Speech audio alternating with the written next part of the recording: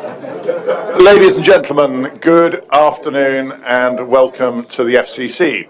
I hope you've enjoyed your lunch. It's great to have a full packed Bert's for a lunchtime event and a very pleasant distraction from what's going on down in Central at the moment.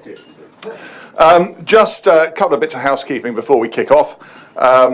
If you could all please put your mobiles on silent, and just a reminder of a couple of lunch events which I think truly reflect the diversity of events that we have at the FCC when you consider what we're talking about today. Tomorrow we have a lunchtime talk on Kashmir, Karachi and the politics of Pakistan through the eyes of novelist Mohammed Hanif.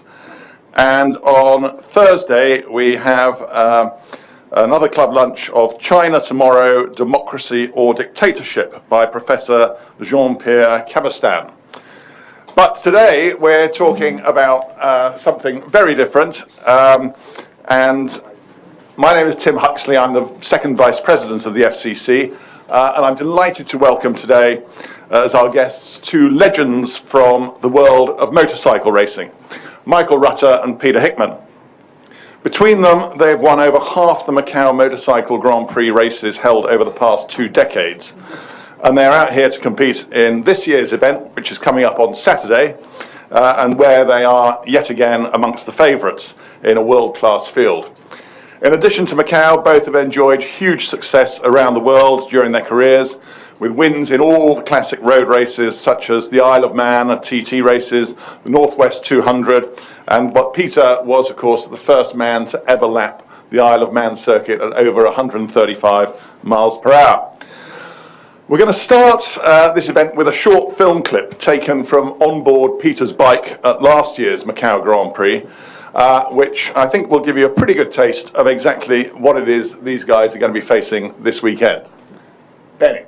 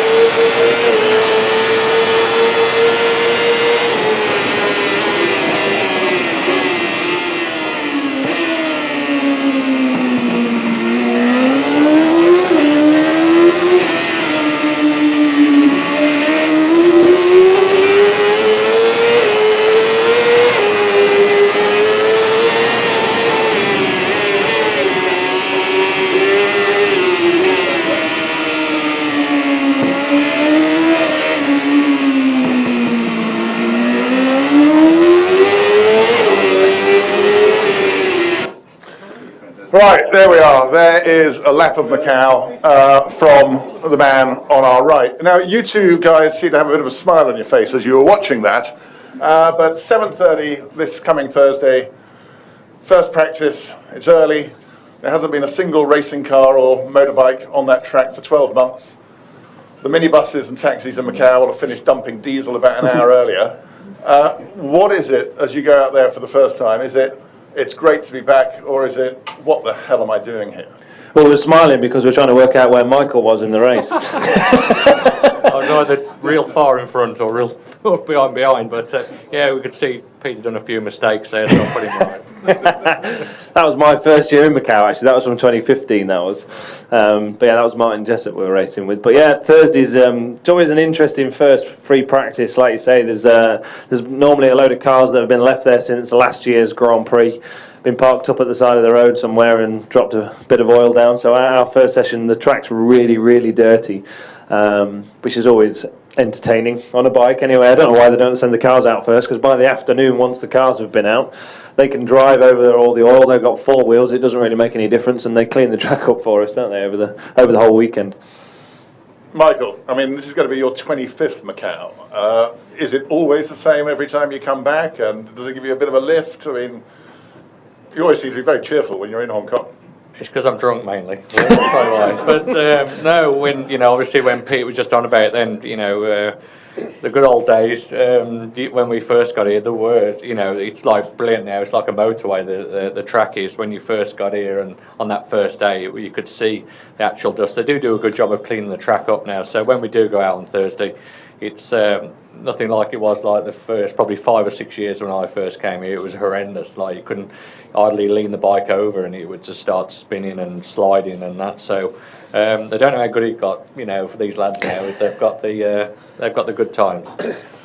Now then, John McGuinness, who's only won... Never heard of him. Well, he's only won Macau once, so we'll discount his opinion on most things. But he's been quite useful elsewhere. And he said in an interview a couple of years back, at Macau you can hit the barriers quite hard and carry on, so long as you hit them at a good angle. I've seen people do it. It's quite pinballish. Was he being serious? No. No, not at all. John, he did win one race. I think it was the year me and Pete weren't here. So I always wind him up about it. But it's this place. You got to be, you can't afford to touch barriers. I've seen riders do it and get away with it, but you don't want to be doing that once or twice. I had a theory that if you crash in a certain area, you'd actually kind of hit the barrier and rail around it, and you'd actually be all right. And I thought that was quite a good. Would you be faster?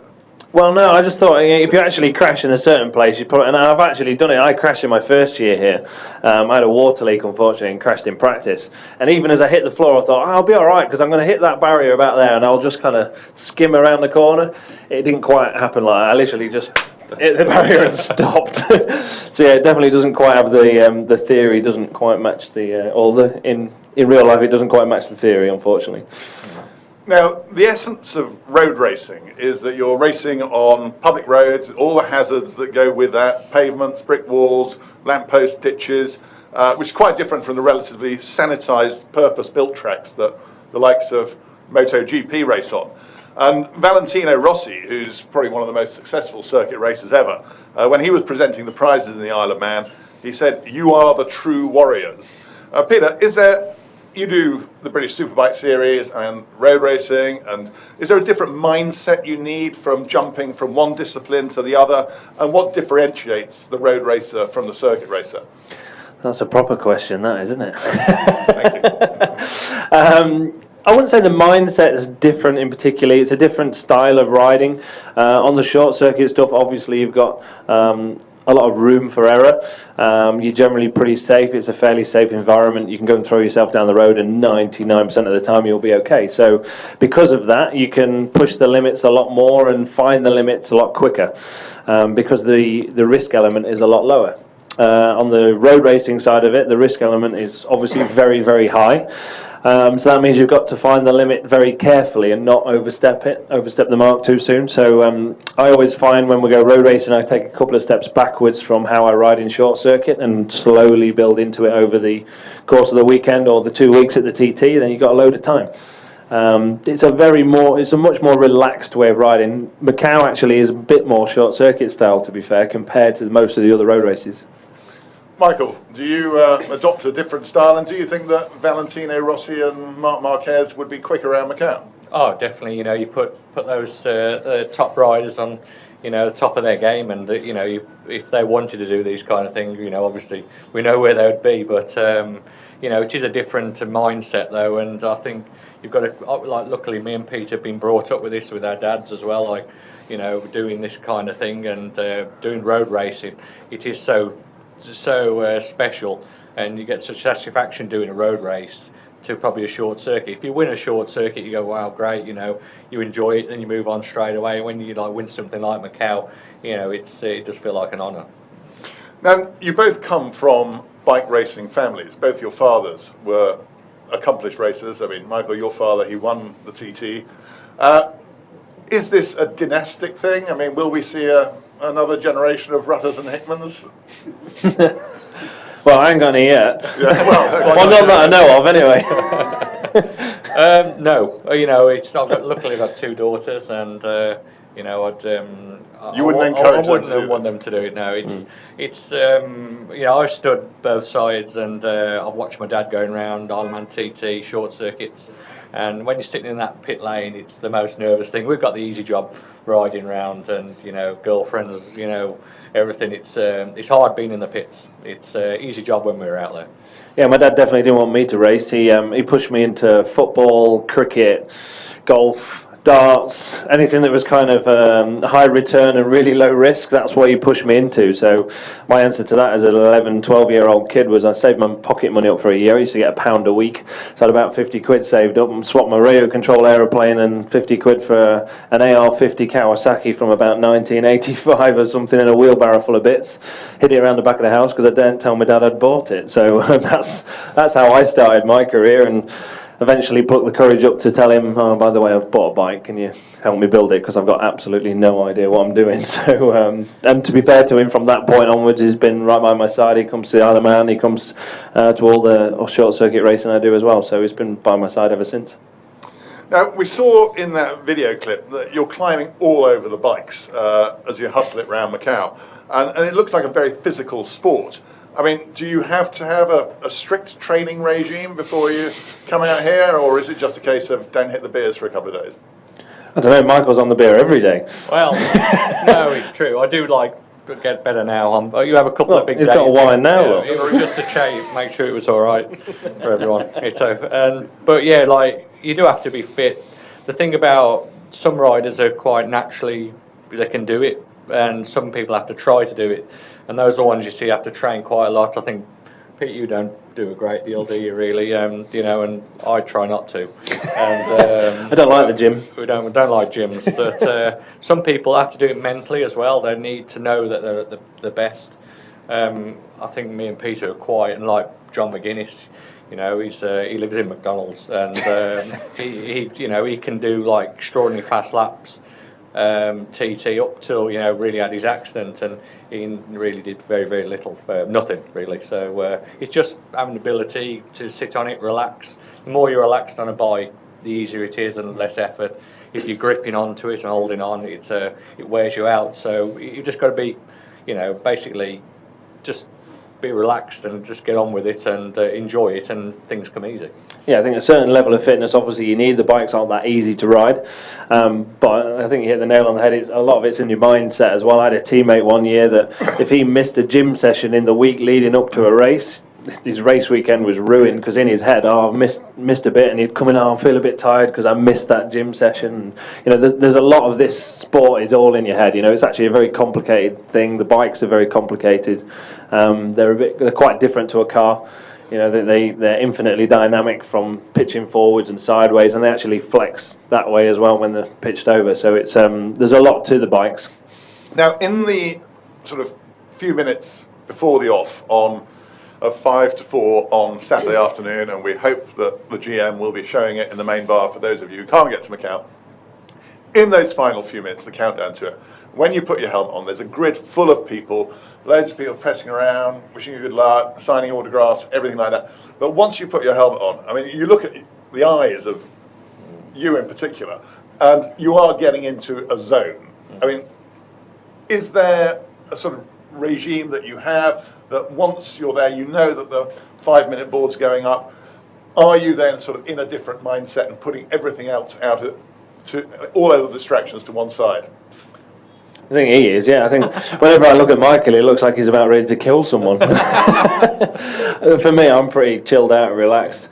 Even last year, we had a bit of an in-joke in our team with something, and on our dashes, when you first turn the bike on, they normally come up with something, and you can change what it comes up with. And my electronics guy had done something quite funny on this joke that we'd had going all weekend, and I was the one that starts the bike just to try and keep it as cool as possible, because we don't have any fans on them or anything. So I'm sat on the start line, everyone's gone, literally I'm just sat there by myself, and I turn the bike on, it comes up with a very funny picture for me on the start. So I was actually sat laughing on the grid before I set off. But again, everyone's different, and different riders are very different. My team know me very well, so they knew that I would be okay with that, and it wouldn't knock me out of a zone or anything like that. But I'm pretty chilled. These bikes have really evolved over the years, and they are, as you say, they're complex electronics.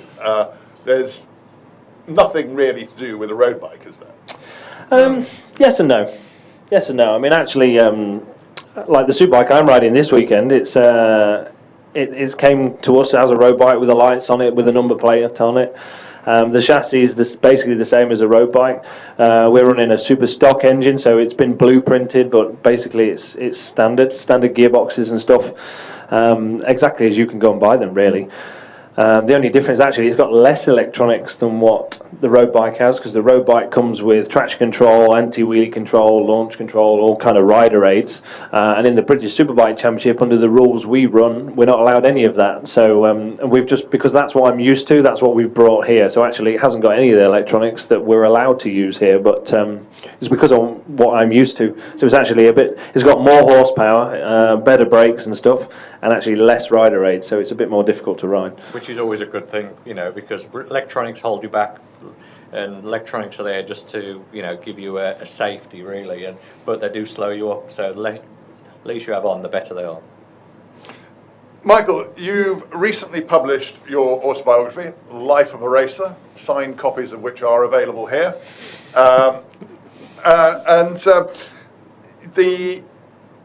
It's got a whole chapter dedicated to Macau. But that chapter is mainly about all the antics you get up to over there, such as the time that you ended up in the wrong hotel room and got into bed with a Chinese gentleman. This is all a far cry from the early to bed, sanitised life that other professional sportsmen, particularly Formula One drivers, seem to lead.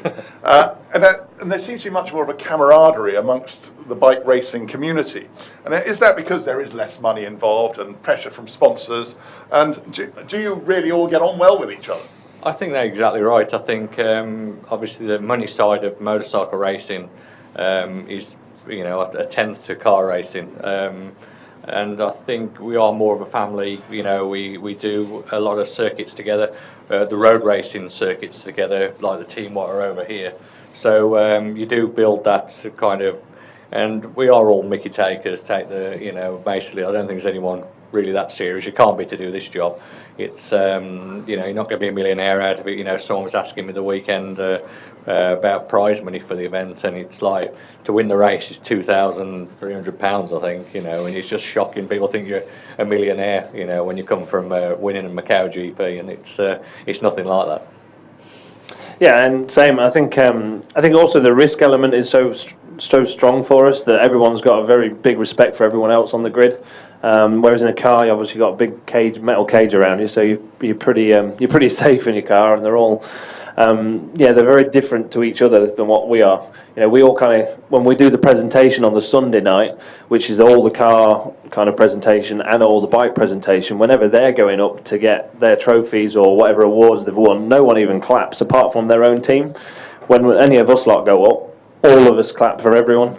It's a very different environment for us to be in, and I think it's just the respect for the risk that we're all taking, and that's why we all have a good laugh as well. And Michael, you've got now, Macau government produced a set of stamps featuring you. You've got Madame Tussauds producing a waxwork of him. I have no idea why they're doing that. Why would you want his face in your living room or something? I've seen a picture of it. It's actually quite impressive.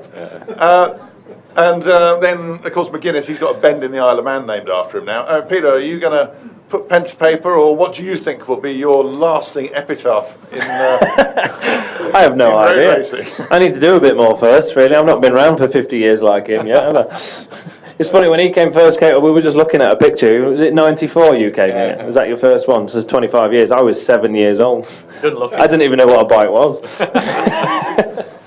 So I don't know. I don't know what I'll do. I mean, obviously, I've not written an autobiography or anything yet, but maybe one day. Michael, did you find it difficult to put pen to paper? Very, yeah, because I didn't really want to do it. Luckily, my girlfriend Faye there, she was taught me into it. Said you got to do one, and John McAvoy, who wrote the book, I do a lot of work with him with magazines in the UK, so he knew me pretty well as well. And I just didn't want it to be something about right. You done this lap time, and we done this race, and this we done well here and that. It's just basically from when I started, and because I was involved in race straight from day one, and my dad's career, and obviously had a bad accident and it went through, and it's very little about racing. It's more about what it was, what's happened in racing round it really. So there is a bit about there, but it's mainly just that story. And in the chapter on Macau, you talk about how you first came there 25 years ago and what induced you to do it. It was the fact that the organisers offered you a week's holiday in Thailand afterwards. and you go on to say, I'm just like every other racer that has ever been and ever will be, or at least I was at that point in my career. Fundamentally, bike racers are weak and shallow. Will do anything to ride a bike. Yes,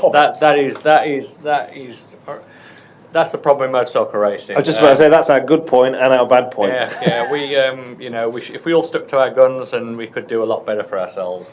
But we all enjoy racing motorbikes, and that is the weakness with us, really. If we didn't, it'd be a lot easier and probably get paid a lot more. Because Macau GP, the difference in earning potential is just stratospheric, isn't it? Yes, definitely. But it's obviously sponsored. It's a world event. The manufacturers are more, they're more involved in that. So, but what we're doing here is completely different. But I mean, it's more real. I mean, it's on roads. It's bikes that are, as you say, production based.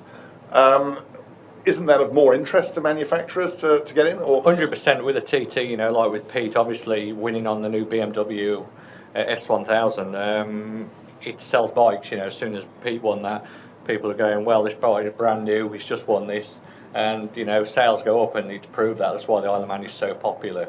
Here, this is more of an open event, so obviously we've got the RCV here, Honda, which I'm not allowed to ride in certain other places in the UK. That's quite a special bike. It's a fantastic machine, that is, but it's only allowed to be run in certain events, like Peter's bike. Anyone can go down and buy one for £20,000, and basically you've got a bike what's very, very good. And more than 50% of the field this Saturday are BMWs. I don't know. Is that the statistic? There's only a couple of new ones. So that myself, I'm on a new S1000 RR. Lee Johnston in the Ashcourt racing team, he's running a new one. This will be his first event on the new bike. They're quite scarce at the minute. They're quite rare, but yeah, there's a few of them out there. And Michael, as you said, it's your 25th Macau. So you really are quite a veteran. Does there come a point where the old body begins to say enough, or does the passion just continue to take it forward, and we'll be seeing you here again in 10 years' time? Definitely. I think I do enjoy doing it, and that's why I do it. And my modelling career is over now, so it never started. I don't know. I don't know how long it's going to be. Like I say to everyone, I can go out there one day and I'll go, right, that's it, I've had enough. At the moment, I still enjoy it. I don't enjoy where I'm finishing, like I'm slowly going, down the field. Obviously, Peter's been going faster and faster and that, so it's getting more and more difficult. And obviously, this is the problem now with training. Really, now I need to start training a lot more to, stop up with people like Peter. And but I'm running a team in the UK as well, so. We've got a young rider, Taylor McKenzie, this year. We finished second in the championship. And having him involved now and trying to do all this, it takes your mind off what you should be doing. And Peter's job is basically get on the bike, go as fast as you can, get off the bike, clear off. My job is now to do other things and ride the bike. So it's mentally very hard, which I never realised till I've done it. You worry about brake pads to, has the mechanic's got some food? It's just really I see all the different side to it now, which is I told him to enjoy it while he can, earn as much money as he can, and you know, because it soon comes to an end. And do you have to have a job on the side? No, I've been so lucky, really. I worked for 2 years. I worked in a motorcycle shop, and I went racing. I must admit, touch wood, it's been, you know, I've made a living out of it, which a lot of people haven't too, and there's been a lot better riders than me, and they've just, you know, it ain't gone the right way for them, being in the right place at the right time, and yeah, I've been very lucky, and yeah, hopefully I'll do it till I stop enjoying it, and then when I stop enjoying it, we'll focus on the team fully then, and we'll push that forward. Guy Martin, he was a lorry mechanic. I mean, Peter, did you have to sort of yeah, I had a job. Trade elsewhere? I worked for more than 2 years. I know that much. I left. I literally left school and went to a job the same week that I left school as a sheet metal engineer. I then did some powder coating and stuff as well. And then my main job eventually was a plasterer. So yeah, I was in the building trade. I did some tiling and flooring, and yeah, I was kind of working for about 8 and 9 years. Great. We need a bit of renovation. Yeah, need some renovation doing. Yeah. And Guy Martin, who became, you know, well known for all his TV work, did he fit into the community, or was it a bit of? I don't know if he fits in any community, does he, Guy? No, I mean, every time I've met Guy, he's been mint with me. I've always got on with him really well. I think his TV persona is very good. He's very good to watch. Whether he's like that 24/7, I'm not entirely sure. But you know, he's obviously quite an eccentric person, which makes really good TV. And you know, he's one of the most famous motorcycle racers ever now, I would say. So he's done again. He's made a career out of bike racing. There's not many people that can actually do that. And with somebody like that, and the sport getting more and more coverage, I mean, the TT now gets more media coverage than it's ever had. I mean, is this all good for the sport in terms of promoting it, making it more attractive to sponsors, or does it take away some of that sort of personal camaraderie that existed? I mean, there is a lot more media focus on it now. You know, these YouTube videos get millions of views. Yeah, it's a bit more commercial now, I guess, but the last few years the TV figures have just been getting bigger and bigger and bigger, and we're looking at like 32 million TV viewers now for the TT. And bear in mind, it's a single one-off event. That's pretty massive. It's actually it's the single biggest motorsport event in the world, so it beats Formula One as a one-off event. If you take, like, I know, the Catalan GP or something for Formula One, or any of the single events, it beats absolutely everything hands down by a mile.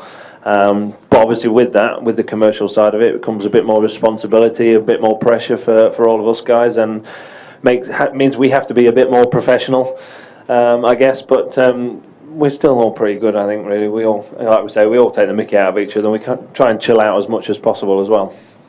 Michael, you have become a bit of a media celebrity, and you've got a book tour lined up. You're going on a tour around, I don't know whether it's dealerships or nightclubs, with a couple of other races called Bikes and Banter around the time of the UK general election, if anybody needs a distraction. I mean, do you enjoy all that side of it? I find it real difficult, like, you know, in the book it says about, really, you know, I find it, I don't like really doing talk, chat shows, things like that. I rather just ride a bike. Well, I don't know, that's why I'm drinking. But you have to do it, and like Pete's very good at it. He bores people, but he puts, you know, he's very good at it, and you need to be nowadays. You need to be able to be very fast on a bike.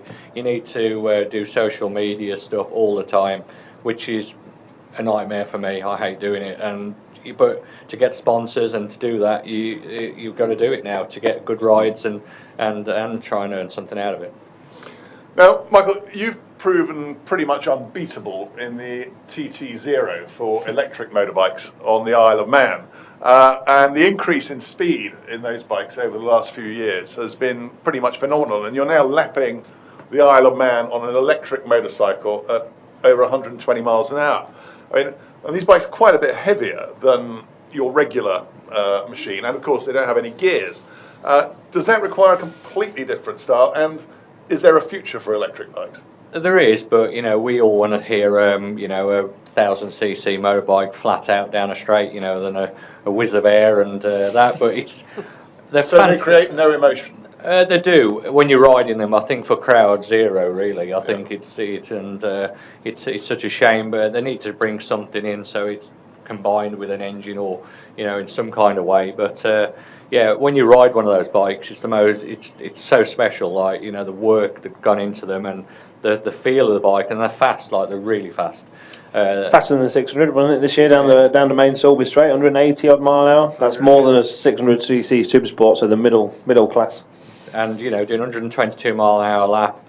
They're so heavy though, you don't realise how heavy they are, because the feel when you ride them, they're very light, very well balanced. But if you lean it a little bit, they wouldn't tell me, the Japanese wouldn't tell me how heavy the bike was, but I reckon it must have been 240 kilos, and ours is about 170 kilos. Does that make a big difference when you hit the brakes? It's massive. Like, you don't realise when you hit bumps, or if something goes wrong with the bike, the bike slides in a certain way. The weight of the bike just carries it on for longer.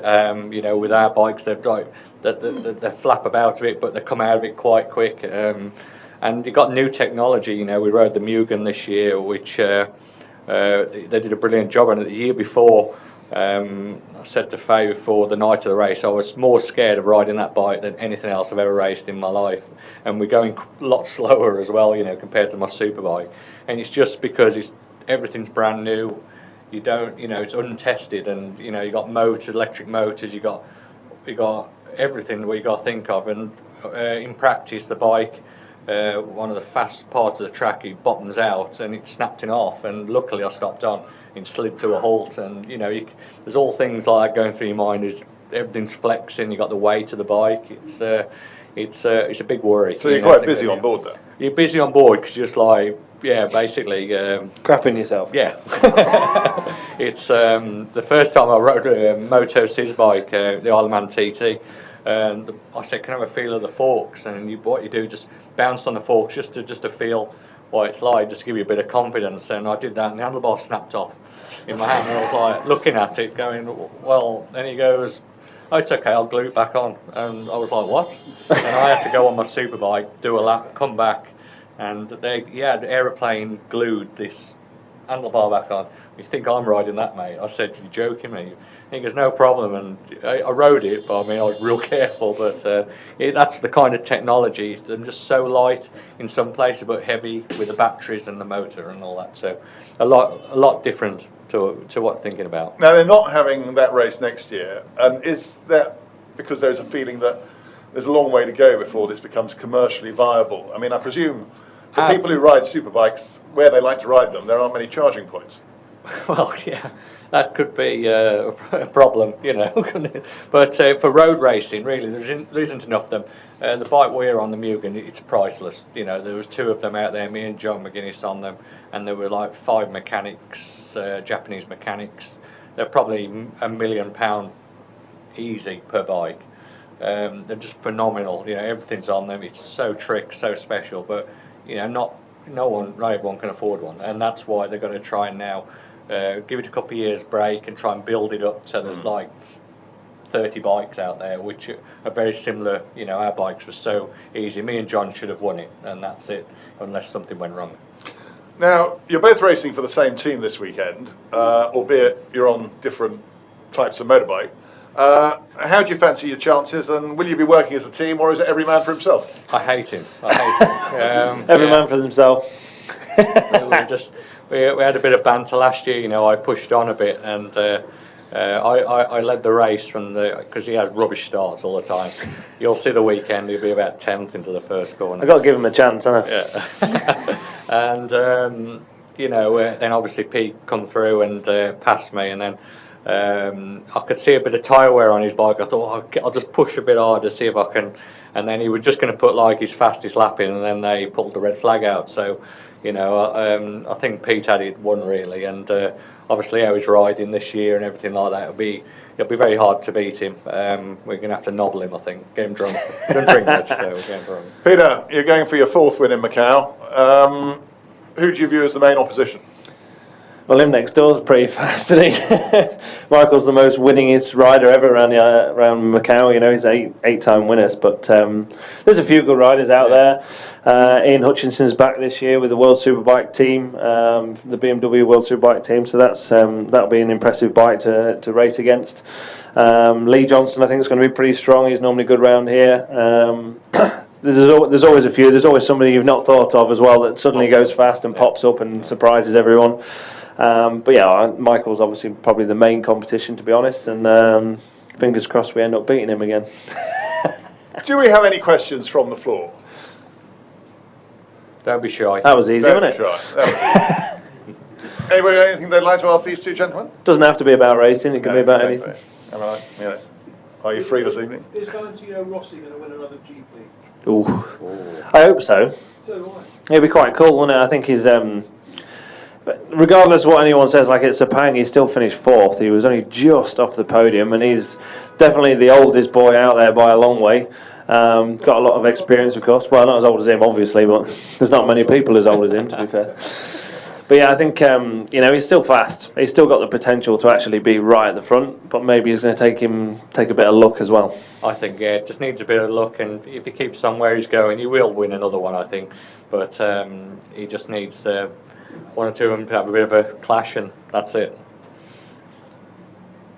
Anything else, chaps? Over there? Yes. Yeah. One of the main road races that these guys do is the Ulster Grand Prix. The news coming out of Belfast in the past week or so is a bit concerning regarding the financial status of the event. I was just wondering if Peter or Michael had any insights as to the future of that particular race next year. Good question. I don't know. So for anyone that doesn't know, basically the Ulster Grand Prix is in a lot of financial difficulty. So as it stands at the minute, they're not entirely sure whether it will run next year or not, or ever run again. It's been running for 97 years, so it's been going a long, long time. But yeah, unfortunately, the weather, especially this year, they rely on selling programs and entry tickets into the paddocks to basically fund enough of the event. I mean, the weather forecast for the actual race day this year was horrendous, and basically no one turned up, and we actually ran all day, no problem at all. So because of that, really, they've lost a lot of money out of the event, and they're in a bit of a financial difficulty. So I don't actually know what's going to happen. I think there's going to be a lot of discussions, or there has been a lot of discussions over the last couple of months or since that.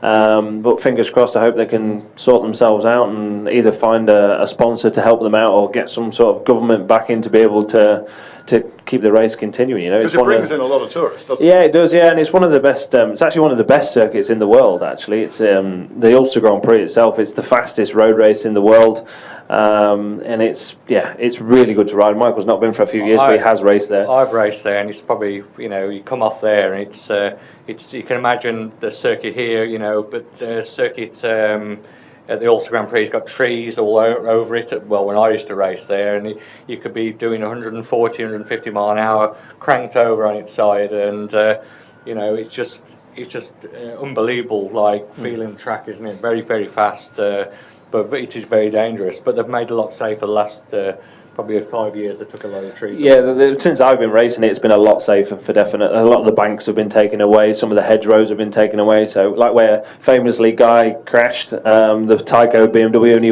ended up in the field the year before. That was a big hedge. So if he'd crashed there the year before, it'd have hit the hedge, come out, and Bruce would have probably run him over.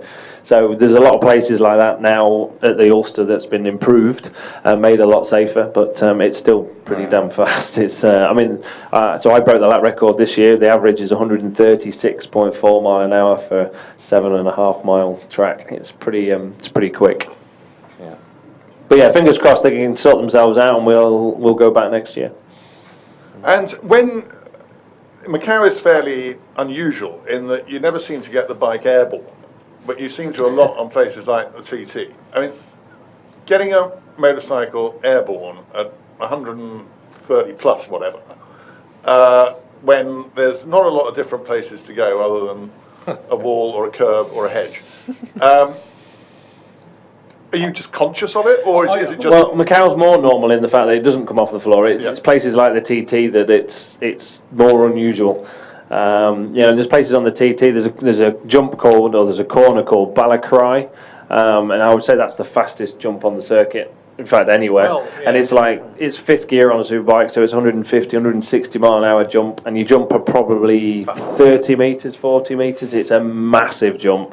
It doesn't feel like much when you're on the bike. It literally kind of lifts and drops again, but the distance you cover is huge.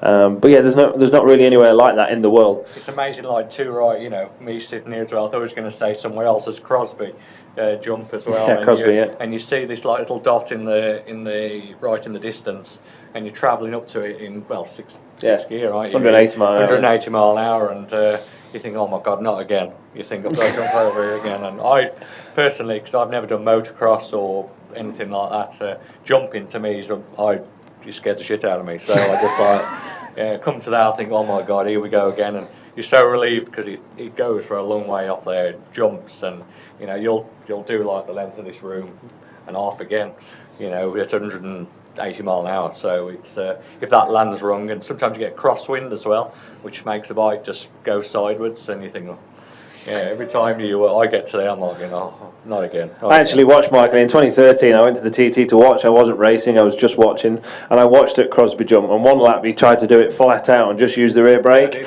He did the biggest jump I've seen by a mile. The whole thing got all crossed up at 180 mile an hour, and he didn't do it again. He was a lot slower the second lap. I don't know why. But that's like another thing. Is like if you hold on tight, and like I was saying before, it wears you out as well. And if you hold on tight, when I get nervous and do that, the bike does that, it goes sideways. So those are one of the things when you are naturally, relaxed and things like that, the bike just jumps it. It's when you hold on to it. Actually, Guy, I had a question. It's a pleasure to hear you guys talk, really, a pleasure. When you're actually on the bike going around the TT or even Macau, you're calm, relaxed, everything's sort of, moving through in time enough to make adjustments? More so than what you think. Talk about how it feels. Well, all you're thinking about really is what's next. You don't really think about too much else, but it's a very relaxed environment. You might not look it from the outside, the bike's moving around or sliding or whatever you see, and we're obviously climbing all over the bike, right to left all the time. But actually, you're very much in your little zone. You kind of know what's happening. You're really in tune with the bike, and you're just thinking about what's next, what braking point's next, what gear I need to be in. You normally have a load of reference points around the circuit, so there'll be a certain, either a mark on the track or maybe a board somewhere that'll be a braking marker. So you're just looking for that next thing to try and keep the rhythm the same, basically. So. But you're pretty relaxed. I mean, we're watching our pit boards. Obviously, me and Michael are always pretty close as well. So you're watching your pit board. It'll tell you what position you're in and how close the guy behind is, and how many laps there are to go. So you're thinking about that as well. So yeah, there's a lot going on with the bike, really.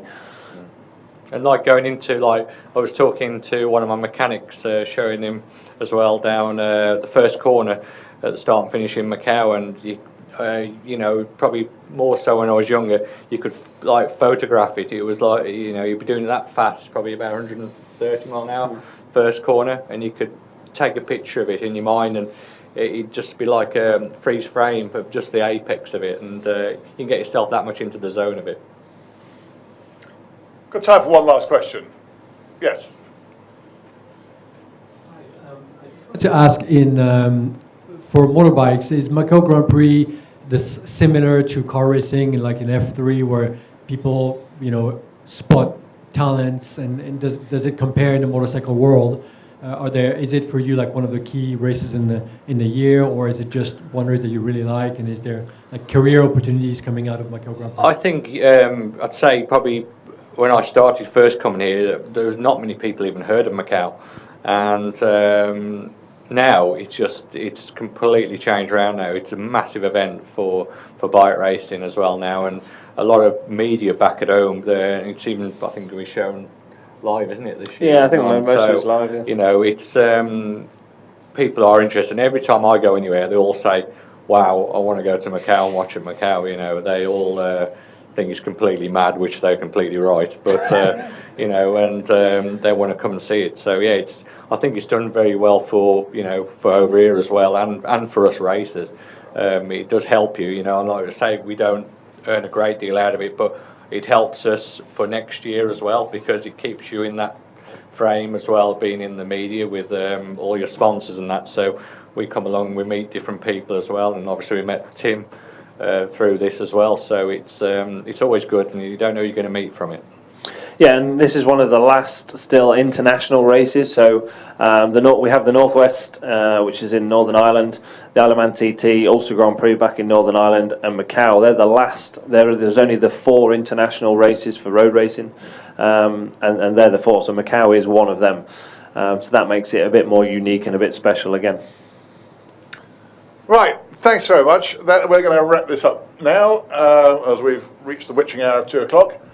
Michael, Peter, thank you very much for your time and for those unique insights into the world of road racing, and all the very best of luck this weekend to both of you. Thank you very much. And if you I enjoyed it. If you want a book, I can sign one for you. And the international bestseller, The Life of a Road Racer, is available over there, signed by the author. Thank you all very much. Hope to see you again soon. Thank you.